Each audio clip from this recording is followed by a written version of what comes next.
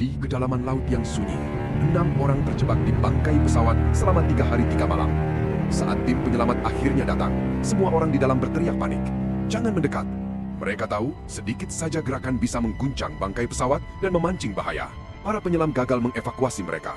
Namun tabung oksigen yang dibawa para penyelam adalah satu-satunya harapan untuk bertahan hidup. Seorang wanita memberanikan diri melangkah ke air. Ia berjongkok, lalu perlahan menyelam menuju kabin depan. Di sana, ia melihat salah satu penyelam masih hidup, terjebak di balik puing logam. Saat ia hendak menyampaikan kabar baik itu, pacarnya terpleset dan jatuh keras ke dalam air. Suara cipratan itu membuat jantung semua orang membeku. Mereka segera berusaha menariknya kembali, namun gerakan itu menarik perhatian seekor hiu. Dalam sekejap, air berubah merah. Saat mereka berhasil menarik pria itu keluar, kakinya telah hilang digigit hiu.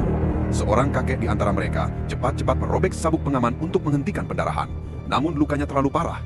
Ia butuh perawatan segera atau akan mati kehabisan darah. Di tengah kepanikan, pramugari teringat sesuatu.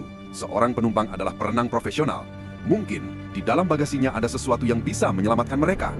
Melihat pacarnya semakin lemah, sang wanita tanpa ragu menyelam menuju kompartemen bagasi. Ia berenang ke kanan sesuai petunjuk. Di sudut gelap, ia menemukan tas hijau.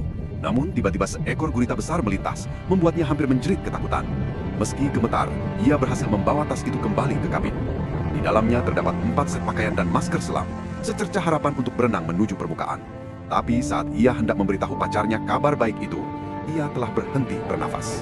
Belum sempat ia menangis, pesawat mulai meluncur turun kembali ke dasar laut. Bagian depan pesawat terbelah, air mulai naik dengan cepat. Dalam keputusasaan, wanita itu teringat rompi pelampung yang bisa menghasilkan gelembung untuk mengusirkan hiu. Mereka semua mengenakan pakaian selam, namun sang kakek menolak, menyerahkan keempat pakaian itu kepada yang lain. Gunakanlah, katanya tenang, kalian masih punya masa depan.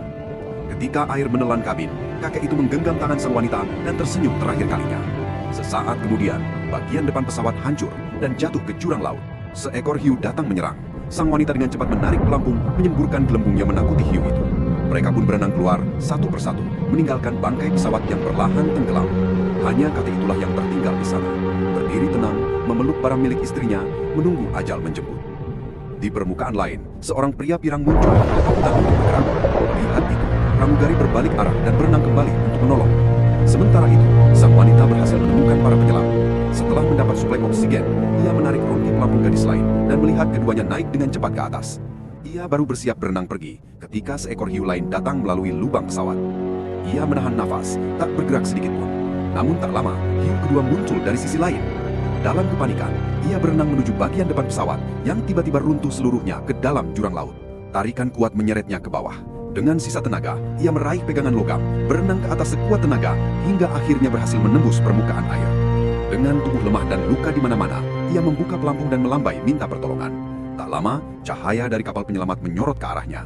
Dari lebih dari 200 penumpang, hanya 3 orang yang berhasil diselamatkan.